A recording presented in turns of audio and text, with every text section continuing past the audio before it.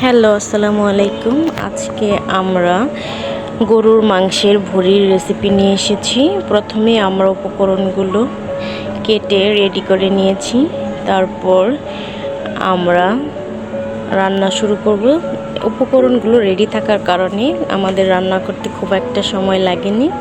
প্রথমে একটি প্যান নিয়ে আমরা এতে তেল, পেঁয়াজ কুচি এবং কাঁচামরিচ দিয়ে নিয়েছি। তারপর আমরা সাদা এলাচ, গোলমরিচ এবং লবঙ্গ দিয়ে একটু ভেজে নেব।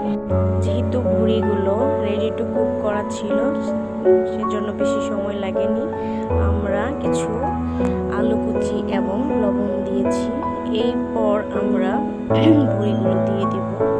ভুঁড়িগুলো একদম পুরোপুরিভাবে প্রসেস করে আদা, রসুন এবং সব মশলাগুলো অল্প পরিমাণ করে রেডি করা। এটা আমার মা আমার জন্য পাঠিয়েছে। মায়েদের জন্যই আমাদের মেয়েদের জীবন অনেকটা সহজ হয়। মায়েরা আমাদের কষ্টটা ভালোভাবে বুঝতে পারে, সন্তানের জন্য সব কিছু রেডি করে পাঠায়।